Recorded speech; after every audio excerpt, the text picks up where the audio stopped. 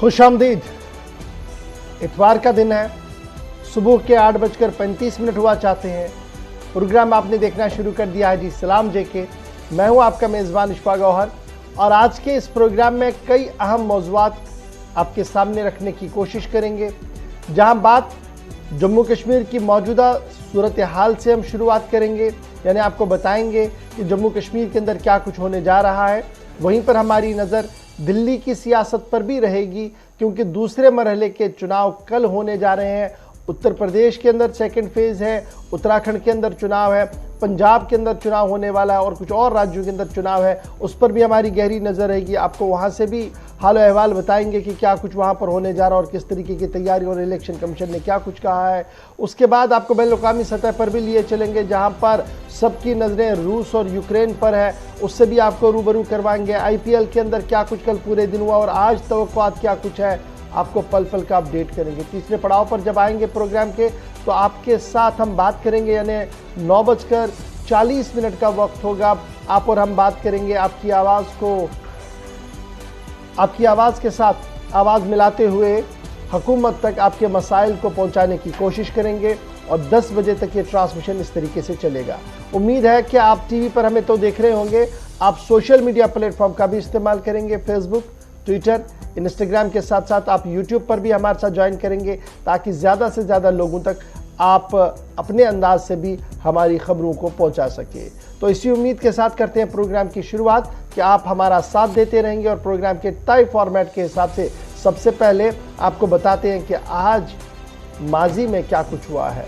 लंबी फहरिस्त होती है, उसको छोटे करके, यानी कुछ अहम वाक़यात को लेकर आसिफ रशीद सुबह सुबह हमारे साथ स्टूडियो में मौजूद रहते हैं। जी आसिफ, खुशामदीद, सुबह खैर। प्रोग्राम आप शुरू कर चुके हैं देखना सलाम जेके। 10 बजे तक हमारा और आपका साथ रहने वाला है और आगाज आज भी हम करेंगे तय फॉर्मेट से। हिस्ट्री ऑफ द डे में खास क्या है जरा वो आपको बताते हैं। और आज फरवरी की 13 तारीख है।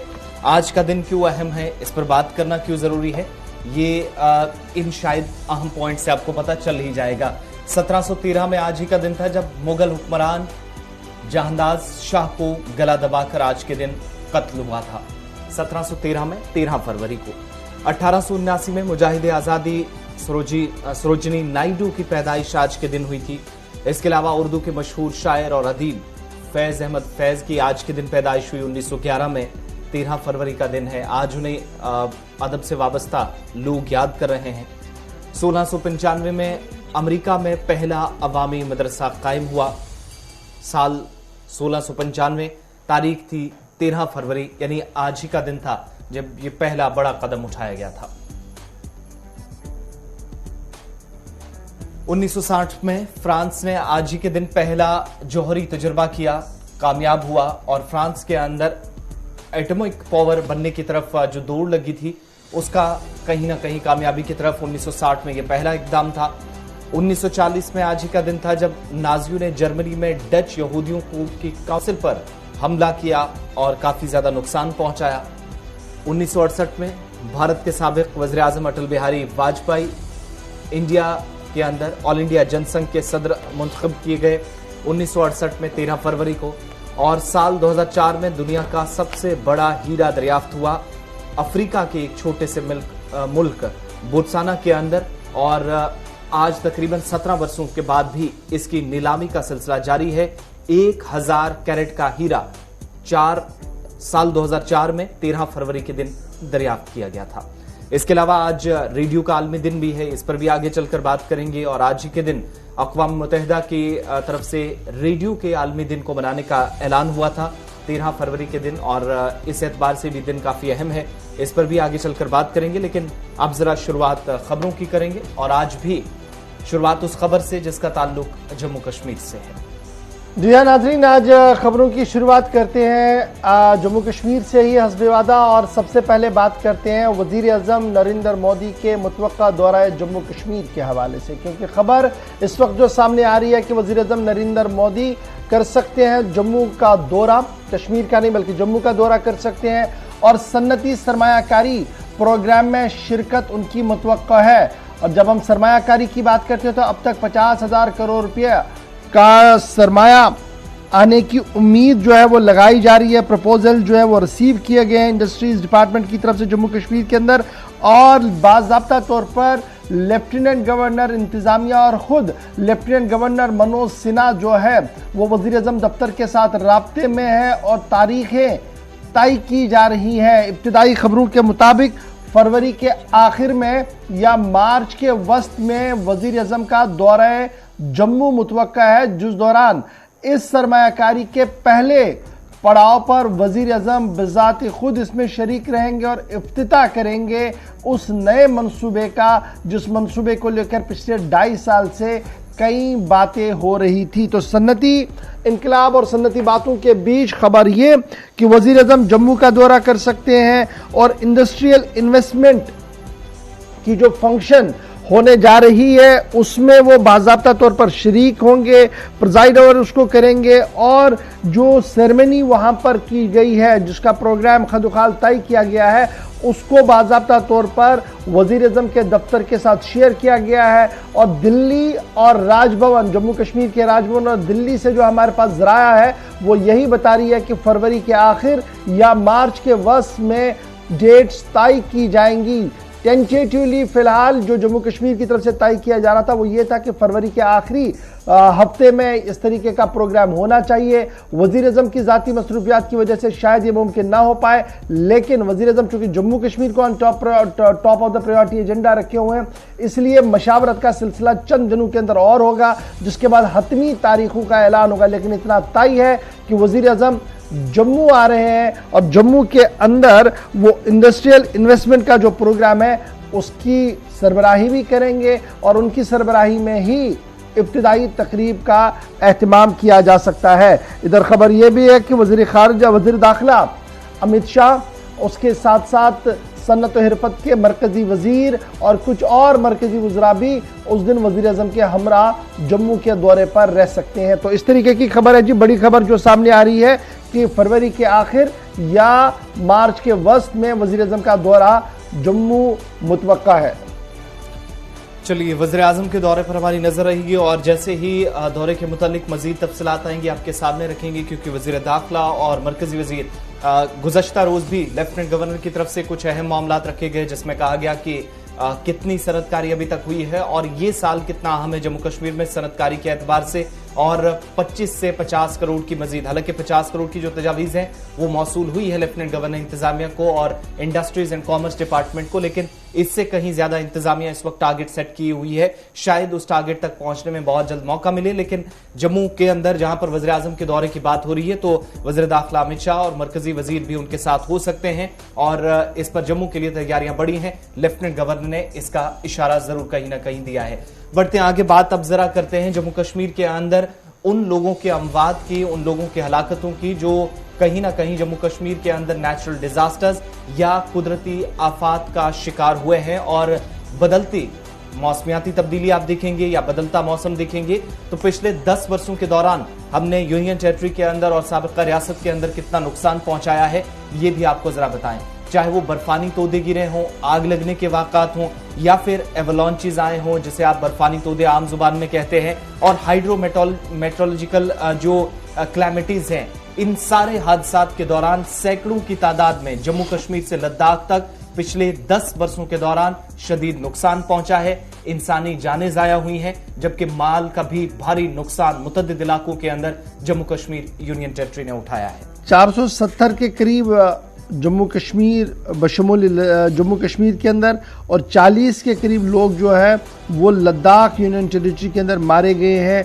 चाहे वो क्लाइमेटिक चेंज जिसे आसिफ ने बखूबी आपके सामने रखा, और लद्दाख के अंदर जो एवलांचेस आते हैं उसमें अभी तक जो इब्तिदाई खबरें जो है वो सामने आई है। महकमा मौसमियात श्रीनगर के मुताबिक जो डाटा अवेलेबल किया गया उसमें यही बात जो है वो कही गई और ये कहा गया कि जनाब ये डाटा कंपेयर किया गया जी साल 2012 से दिसंबर 2021 तक, और उसमें इस बात का खुलासा हुआ कि 470 के करीब लोग जम्मू कश्मीर के अंदर और 40 से ज़्यादा लोग जो है उनकी मौत जो है वो लद्दाख के अंदर हुई है मौसमियाती तब्दीली या आफाती समावी की वजह से। और जब तफसीलात को और खंगालने की कोशिश करते हैं तो पता लगता है कि 213 लोग शदीद बारिशों की वजह से, फ्लड सिचुएशंस की वजह से इन खितों के अंदर जो है वो मारे गए हैं।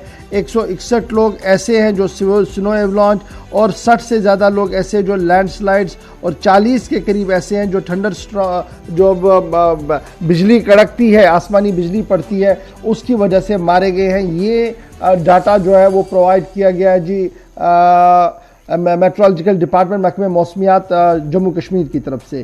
साथ साथ ये भी कहा गया कि जब जम्मू कश्मीर और लद्दाख को एक साथ देखते हैं तो ये हिमालयाई खिता है जी, और इस हिमालयाई खिते के अंदर क्लाइमेटिक कंडीशन जो है वो लगभग सेम है, लेकिन पहाड़ी इलाकों के अंदर और मैदानी इलाकों के अंदर जो मौसम बनता है, मगरिबी हवाओं का जब दबाव बनता है, मगरिबी हवाओं का जो असर होता है वो एज इट इज़ होता है। यही वजह कि ज़्यादा से ज़्यादा नुकसान जो है वो इन इलाकों के अंदर हो रहा है। अब इसमें एहतियात बरतने की काफ़ी ज़्यादा ज़रूरत है। नुकसान तो हुआ है, लेकिन कहा गया कि अगर ना बर वक्त टेक्नोलॉजी का इस्तेमाल किया गया, जैसे अभी हमारे पास राडार डॉपलर्स हैं, अगर मज़ीद राडार डॉपलर्स लगाए जाते हैं उन हाइपर सेंसिटिव इलाकों के अंदर जहां पर इसकी ज़रूरत है, तो इन जानों के ज़िया होने से बचाया जा सकता है। जिस तरीके से लोग मारे जाते हैं इस डिज़ास्टर के अंदर, उससे इनको बचाया जा सकता है, क्योंकि बर वक्त जो इंफॉर्मेशन है वो लोगों को मिलेगी कि जनाब इतने बजे से इतना बजे तक बड़ा हाइपर सेंसिटिव है, तो वो बचते फिरेंगे। और अगर ये नहीं किया गया तो आने वाले दिनों में जिस तरीके की दुनिया भर के अंदर मौसमियाती तब्दीलियां हो रही हैं, इससे मजीद ही खतरा जो है वो लाहक हो सकता है। अब जहां एक तरफ से ये है, वहीं दूसरी तरफ से हम सिस्मिक जोन 4 और 5 के अंदर भी आते हैं। तो जब आप इन सभी चीज़ों को देखेंगे तो काफ़ी ज़्यादा ज़रूरत यह है कि जदीद आलात और जदीद टेक्नोलॉजी का इस्तेमाल किया जाए। डॉपलर राडार कश्मीर के अंदर एक लगाया गया, जम्मू के अंदर भी लगाया गया, लेकिन ज़रूरत यह है कि मज़ीद आलात को लगाया जाए ताकि बर वक्त महकमे मौसमियात की पेशन गोइयाँ आवाम तक पहुँचे। और यहाँ पर एक चीज़ बड़ी इंपॉर्टेंट है, महकमे मौसमियात की पेशन गोइयाँ हम ज़रूर देखते हैं कि वो अपने इनपुट्स या तो वेबसाइट पर डालते हैं या सूबाई कमिश्नरों को सौंप देते हैं, क्योंकि वो डिप्टी कमिश्नर्स के साथ ज़्यादा नहीं करते, वो सूबाई कमिश्नर को सौंपते हैं। उसके बाद जो वास्ट उसमें एक कैंपेन होना चाहिए था, जो पब्लिसिटी होनी चाहिए थी, उसमें कहीं ना कहीं कमी नज़र आती है, जिसकी वजह से अक्सर हम इस तरीके के हादसा जो है वो बालाई और मैदानी इलाकों के अंदर देखते हैं। तो उस पर भी एक मेजर फोकस देने की ज़रूरत है, वो भी इस बातचीत के अंदर जो है वो कहा गया। तो फिलहाल याद रखिएगा 470 कश्मीर और 40 यूनियन टेरिटरी लद्दाख के अंदर आफात समावी की वजूहात की वजह से लुक में अजल हुए हैं। और डाटा शेयर किया गया है दिसंबर, अपना जो डाटा शेयर किया गया जी मेट्रोलॉजी डिपार्टमेंट की तरफ से, उसमें ये अदाद शुमार जो है वो सामने रखे गए हैं। तो ये बात थी जनाब महकमा मौसमियात की और महकमे मौसमियात के अदाद शुमार की। अब ज़रा बढ़ते हैं आगे, बात लेफ्टिनेंट गवर्नर साहब की भी करते हैं। और लेफ्टिनेंट गवर्नर ने कल इंतहाई अहम तरीन बयानात दिए हैं, क्योंकि कल एक प्रेस कॉन्फ्रेंस जम्मू के अंदर उन्होंने की है और प्रेस के नुमाइंदों के साथ बातचीत के दौरान उन्होंने इस बात का खुलासा पेश किया कि जम्मू कश्मीर के अंदर तिरंगे की मुखालफत और तिरंग आईन की मुखालफत की किसी को इजाज़त नहीं दी जाएगी। एक दूसरी बात कि इलाहिदगी पसंद सोच और इलाहिदगी पसंदों के हामी जो है वो लगातार अब अपनी कार्रवाइयों से बाज आ रहे हैं और ये पूरा निज़ाम जो है वो दरहम बरहम हो रहा है और आने वाले दिनों में बहुत ज़्यादा बेहतर नताइज जो वो देखने को मिलेंगे, उम्मीद जाहिर की लेफ्टिनेंट गवर्नर ने। याद माजी उन्होंने कहा कि जनाब अब संग का जंग याद माजी हो गया है, अब ये बातें नहीं हो रही हैं, फ्रीक्वेंट शटडाउन्स नहीं हो रहे हैं और ये गोल्डन एरा है जी ताजरों के लिए जो जम्मू कश्मीर के अंदर इस वक्त काम कर रहे हैं, स्पेशली कश्मीर प्रोविंस के अंदर जहां पर हर दूसरे तीसरे दिन शटडाउन होता था, लेकिन 3 साल के वक्फे को गोल्डन एरा वो कह रहे हैं और कह रहे हैं कि इसमें इस तरीके की कोई भी कार्रवाई नहीं हुई है। कल ही लेफ्टिनेंट गवर्नर ने इस बात का भी खुलासा पेश किया कि जनाब मुल्क भर के अंदर कोरोना का कर्व नीचे आ रहा है, हालात बेहतर हो रहे हैं और बेहतर हालात के बीच अब आने वाले दिनों में स्कूल कॉलेजों को खोला जाएगा और इस सिलसिले में इंतजामिया जो है वो काफ़ी ज़्यादा मुतहरिक हो गई है।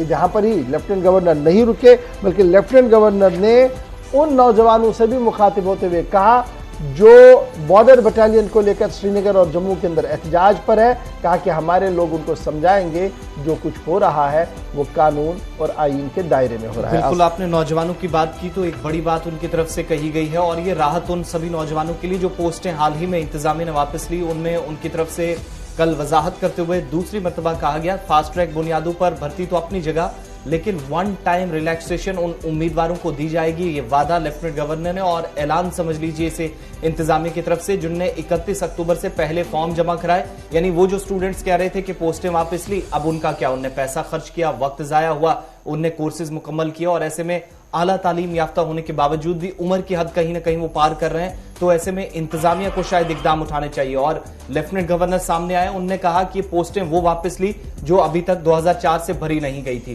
दूसरी बात, जो अभी तक उम्मीदवार कह रहे हैं कि हमारा क्या कसूर, हमने तो पहले फॉर्म भरा था, उन्हें एक बार रियायत देने का ऐलान लेफ्टिनेंट गवर्नर मनोज सिन्हा ने किया है। और तीसरी बड़ी बात जो अनाउंसमेंट हुई है, कोविड के दौरान वैक्सीनेशन का प्रोसेस आशा वर्कर्स ने जिस तरीके से चलाया है, उन आशा वर्करों को 3 महीने का इंसेंटिव, 1000 रुपया 1 महीने का, यानी हर महीने 3 माह तक जो इंसेंटिव है वो देने का ऐलान कर दिया गया है मनोज सिन्हा की तरफ से। ये उस वक्त हुआ है जब वैक्सीनेशन की ड्राइव अगर 100% कुछ अजला में या यूनियन टेरिटरी के अंदर 70% से ज्यादा वैक्सीनेशन हुई है, कोविड टीकाकारी हुई है, तो आशा वर्कर जो 12,000 से ज्यादा जिनकी तादाद है, उनके लिए एक बड़ा ऐलान मनोज सिन्हा ने किया है। उनकी चंद अहम बातें और उम्मीदवारों के लिए ऐलानात जरा इस लेफ्टिनेंट गवर्नर की इस तकरीब का, जहां पर वो खिताब कर रहे थे, एक हिस्सा आप तक पहुंचाते हैं। 31 अक्टूबर 2019 के पहले जो पद विज्ञापित थे, जिनके परिणाम नहीं आए हैं, मैं दोहरा रहा हूं, जिनके परिणाम अभी तक घोषित नहीं हुए, माने जिनके रिजल्ट डिक्लेयर नहीं हुए, उनको हम वापस ले रहे हैं। कारण मुख्य रूप से 4 कारण मैं बताऊंगा। कई ऐसे पद हैं जो 2004 में विज्ञापित हुए थे और 2022 में हम खड़े हैं, अभी तक 18 साल में नियुक्ति नहीं हो पाई थी। रिक्रूटमेंट के सारे नियम बदल गए, डोमिसाइल लोगों को मिल गया, भारतीय संविधान के अंतर्गत दिए गए रिजर्वेशन की व्यवस्था यहां जम्मू कश्मीर में हो गई और लद्दाख अलग होने के बाद अनेक पद लद्दाख को दे दिए गए। स्पष्ट रूप से मैं कहना चाहता हूं, जो पद वापस लिए गए हैं उन्हें आने वाले 2 महीने में हम विज्ञापित करने वाले हैं और तीव्र गति से, जिस तरह से 11,000 भर्तियां हमने की हैं पिछले 1 वर्ष में, उससे ज्यादा आंकड़ा है, मैं द्विवेदी जी बताएंगे, वैसे ही आने वाले समय में शीघ्रातिशीघ्र इन भर्तियों को करेंगे। एक प्रश्न उठता है कि जिन लोगों ने पहले आवेदन किया था उनका क्या होगा, उनका दोष क्या है। 1 टाइम रिलैक्सेशन उन्हें देंगे और पूरी तरह पारदर्शी तरीके से। मुझे एक बच्ची मिलने आई थी कठुआ की, निशा शर्मा, मिठाई लेकर के आई थी। मुझे बताया गया कि एक बच्ची है बाहर खड़ी है, मिलना चाहती है। मैंने कहा बुला लो। तो उससे मैंने पूछा, तो उसने कहा साहब हमने तो स्वप्न में भी नहीं सोचा था यहां बिना रसूख के भी नौकरी मिल सकती है। मेरे पिता तो सब्जी का ठेला चलाते थे और आज मैं जम्मू कश्मीर में अधिकारी बन गई, वो भी आधा किलो मिठाई लेकर के आई थी। मैं समझता हूं ये स्वप्न में भी जम्मू कश्मीर में संभव नहीं था। पूरी तरह से पारदर्शी व्यवस्था के आधार पर, योग्यता के आधार पर। और मैं चुनौती के साथ कहना चाहता हूं कि जो भी नियुक्तियां हुई जम्मू कश्मीर बैंक में या एसएसबी और पब्लिक सर्विस कमीशन में, एक भी नियुक्ति पर कोई उंगली नहीं उठा सकता है।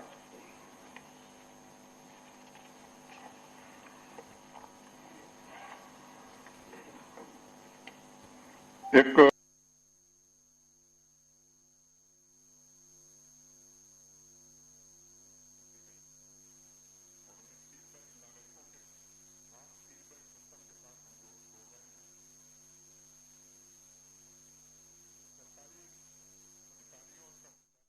किसानों को एम्पावर करने के लिए और 180 सर्विसेज ऑनलाइन कर दी गई और उन्हें फीडबैक, नागरिकों के साथ फीडबैक सिस्टम के साथ हम जोड़ रहे हैं। सरकारी अधिकारियों और कर्मचारियों के काम का भी मंथली असेसमेंट प्रारंभ किया जा रहा है ताकि गुड गवर्नेंस की जो कल्पना है उसे मूर्त रूप दिया जा सके। मोटे तौर पर कुछ प्रमुख बातें हमने आपके सम्मुख रखी हैं। एक और बात मुझे ये बतानी है कि आशा वर्कर जिन्होंने बहुत ही रिमार्केबल काम कोविड के थर्ड वेव में किया है और वैक्सीनेशन में भी।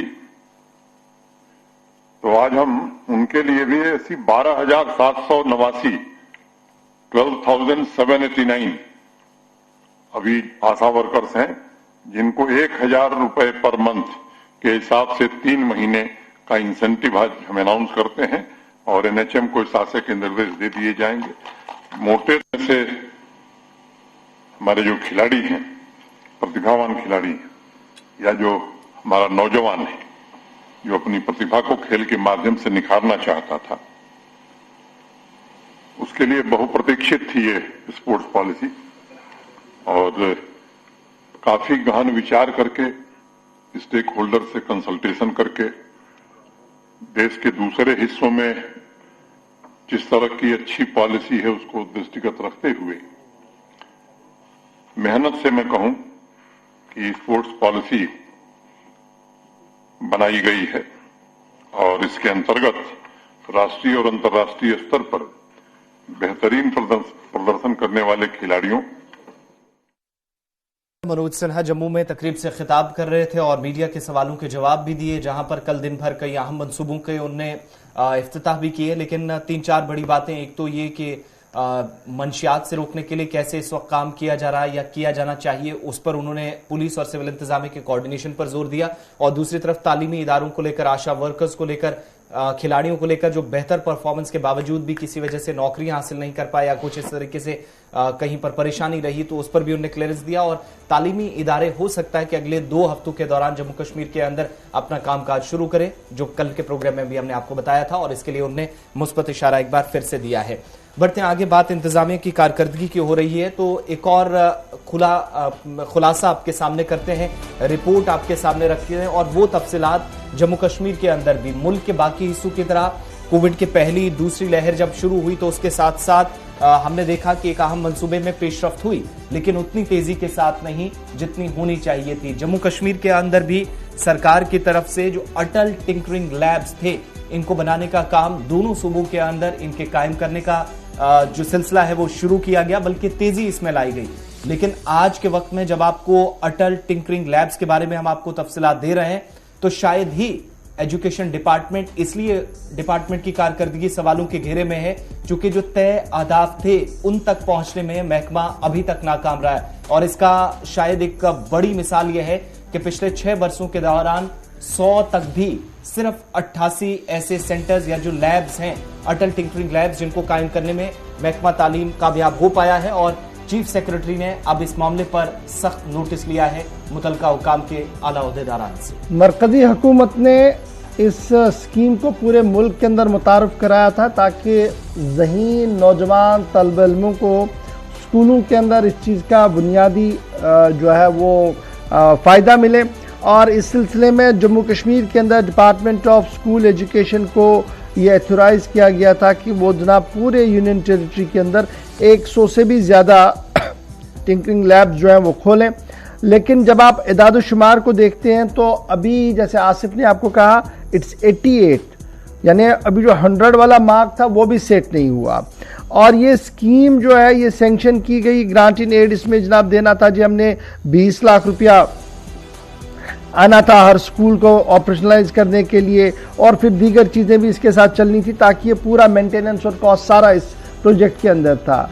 जम्मू कश्मीर के अंदर जब 88 अटल टिंकरिंग लैब्स की हम बात करते हैं जो पिछले 6 साल के दौरान बनाई गई है, तो याद रखिएगा 2 एस्टैब्लिश हुई हैं साल 2016 में, 2017 में कोई भी नहीं, 7 एस्टैब्लिश की गई 2018 में, और जब डंडा चला तो 2019 में 30 लैबों को कायम किया गया, और 31 लैब जो है वो 2020 में किए गए।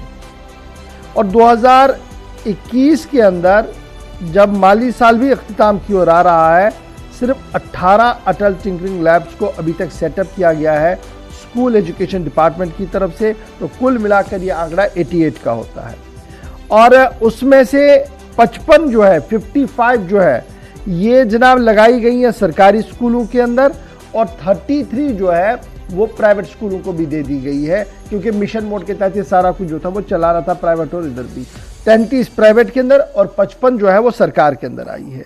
9 दिसंबर का दिन था, 2021 था, जब मौजूदा यूनियन टेरिटरी के जो चीफ सेक्रेटरी है डॉक्टर अरुण कुमार मेहता, उन्होंने जनाब इसका रिव्यू लिया और अरेंजमेंट्स को देखा कि किस तरीके से हो रहा है, और इसमें वो ये फैसला लिया गया कि अटल टिंकरिंग को जो है वो तरजीह बुनियादों पर लिया जाए और चीफ सेक्रेटरी की हिदायत के तहत 1000 अटल टिंकरिंग लेबॉर्ट्रीज को यूनियन टेरिटरी के अंदर सेट करना था और इस तरीके से हदफ को जो है वो पूरा करना था, जिनमें केवीज भी थे और जेएनवीज भी थे और प्राइवेट स्कूल्स भी थे।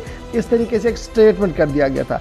लेकिन यहाँ पर सवाल तो यही है कि मीटिंग्स रिव्यू होती है, मीटिंग्स के अंदर डिसीजन भी लिए जाते हैं, लेकिन इम्प्लीमेंटेशन पार्ट पर बहुत ज़्यादा पेशरफ जो है वो नहीं होता है। और जब ये पेशरफ नहीं होता है तो पता लगता है कि जनाब नीति आयोग जो है, नीति आयोग भी जम्मू कश्मीर के इस काम काज से नाखुश है और उनका ये लग रहा है कि जनाब जिस तरीके से नीति आयोग का मानना है कि जिस तरीके से जम्मू कश्मीर फुलफिल कर रहा है जी अपनी कमिटमेंट्स को, उन्हें बहुत कम उम्मीद है कि जो सेट टारगेट किया गया है रियासत ने और मरकज ने वो टाइम पर मुकम्मल होगा। 2015-16 में काम हाथ में लिया गया, 2022 में आज अब है और अभी तक भी वो सेट टारगेट 1000 वाला पूरा नहीं हो पाया। तो ये रफ्तार है हमारे कामकाज की और ये काम है जनाब, जिस तरीके से कहा जा रहा है कि जनाब हर एक चीज़ जो है वो टॉप ऑफ द प्रायोरिटी, और यहाँ पर लगातार चीफ सेक्रेटरी साहब रिव्यू लेते हैं, मीटिंग लेते हैं, लेकिन उसके बावजूद भी ये मिशन पाए तकनीक तक नहीं पहुंच पा रहा है। जी आसिफ। चलिए, इंतजामिया के हवाले से बात हो रही थी। इससे पहले हम ब्रेक पे जाएं, एक और अहम खबर आप तक पहुंचाएं और बात जरा कोविड-19 की। चूंकि आदाद-ओ-शुमार जो है वो थोड़े से अच्छे भी हैं गुज़श्ता दिनों के मुकाबले, और जो पिछले 24 घंटों में सूरत हाल रही है उसने थोड़ी सी राहत पहुंचाई है जम्मू कश्मीर के लोगों को। गुज़श्ता 24 घंटों के दौरान कुल मिलाकर 3 अमवात हुई हैं, 2 जम्मू के अंदर, 1 कश्मीर सूबे के अंदर, और इनमें 2 खवातीन शामिल हैं। और कोविड की वजह से इन 3 अमवात के साथ तकरीबन 36 रोज के बाद आंकड़ा 500 से नीचे आया है। यानी पॉजिटिव केसेस की जो शरह थी वो बहुत हद तक नीचे गिरी है और 252 कोरोना के पॉजिटिव केसेस जो हैं वो जम्मू सूबे के अंदर और 206 कश्मीर सूबे के अंदर पिछले 24 घंटों में केसेस सामने आए। 458 कुल मिलाकर केसेस की तस्दीक यूटी के अंदर हुई है। 206 जब वादी से आए हैं तो ये बहुत दिनों के बाद एक राहत की खबर आपको मिलेगी कि सिर्फ प्रोविंस के अंदर यानी कश्मीर सूबे के अंदर उतने केसेस आज के वक्त में सामने आए हैं जितने सिर्फ श्रीनगर जिले से अब तक रिकॉर्ड किए जाते रहे हैं। 80 केसेस श्रीनगर से, 13 बारामूला, 20 बडगाम से, 9 पुलवामा, 45 कुपवारा, 9 अनंतनाग से, 5 बांडीपुरा से, 8 गांदरबल से, इसके अलावा 13 कुलगाम और 4 शोपियां से। जम्मू प्रोविंस में आप जाएंगे तो जम्मू सबसे ऊपर है, रियासी दूसरे नंबर पर है और तीसरे नंबर पर कठुआ है, लेकिन केसेस पिछले दिनों के मुकाबले काफी कम है। और 2 अमवात जो हुई हैं जम्मू के अंदर, दोनों खवातीन थी, कोविड का शिकार हुई हैं, मुख्तलिफ अमराज में ये पहले से मुब्तला थी, वैक्सीनेशन का प्रोसेस भी इनका मुकम्मल हो चुका था। इसके अलावा 36 दिनों के बाद जब ये केसेस नीचे आए हैं तो कुल मिलाकर अब तक सेहतियाब होने वालों की तादाद भी यूनियन टेरिटरी के अंदर 2,86,000 से तजावुज कर गई है सिर्फ कश्मीर सूबे के अंदर, जबकि जम्मू सूबे के अंदर भी 2.5 लाख से ज्यादा लोग कोविड को अब तक शिकस्त दे चुके हैं। यानी जितनी पॉजिटिविटी रेशो ऊपर जा रही थी, रिकवरी रेशो भी अब उसको मात देकर ऊपर जा रही है। और 36 दिनों के बाद यह अच्छी खबर देखने को मिली कि तकरीबन 500 से नीचे इस बार का फिगर रहा है। खबरें और भी हैं, डिटेल्स और भी आपके सामने रखेंगे और साथ में कॉल्स का सिलसिला भी 9:40 के बाद शुरू करेंगे, लेकिन वक्त यहां पर छोटे से ब्रेक का है। आप हमारे साथ रहिएगा, सोशल मीडिया साइट्स पर भी हमारे प्रोग्राम्स को लेकर फीडबैक हम तक पहुंचाते रहें।